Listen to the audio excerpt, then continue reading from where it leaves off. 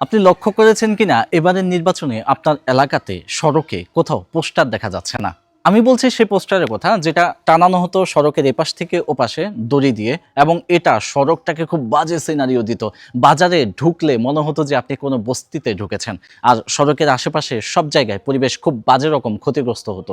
এবারে কিন্তু নির্বাচনের যে আচরণ বিধি আছে সেখানে সড়কে কোথাও পোস্টার লাগানো যাবে না, এরকম একটি বিধি আরোপ করা হয়েছে। তবে পেস্টুন থাকবে, বিলবোর্ড থাকবে, আর এক্ষেত্রেও কিন্তু নির্ধারিত বিধিমালা আছে।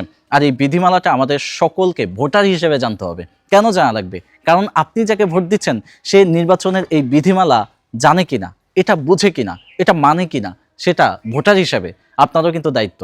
আপনার এলাকার আপনি যাকে পছন্দ করেন সেই লোকটা এই সরকারের বিধানটাকে শ্রদ্ধা করছে, এটাকে মেনে চলছে, খুব ভালোভাবে শৃঙ্খলাবদ্ধভাবে নির্বাচনের প্রচারণা করছে, তখন আপনি এটা ডিসাইড করতে পারবেন যে তাকে আপনি ভোট দিতে পারবেন কিনা। আর যদি এমনটা হয় যে সে এই বিধিমালাটা পড়েই নেই, দেখেই নেই, জানেই নাই, বুঝে নাই, নিজের মন মতো এলাকায় বিশৃঙ্খলা করে দাপট দেখিয়ে নির্বাচনের বিধিমালা লঙ্ঘন করে প্রচারণা করছে, প্রচারণার নামে মানুষকে হেনস্থা করছে, রাস্তাঘাট ব্লক করছে, মানুষকে তাদের যে যাপিত জীবন সেখানে বাধাগ্রস্ত করছে, তখন আপনি সহজেই বুঝবেন লোকটা করাপ্টেড, দুর্নীতিগ্রস্ত, সে মানসিকভাবে স্থিতিশীল নয়, সুতরাং তাকে ভোট দেওয়ার কোনো যৌক্তিকতাই নেই।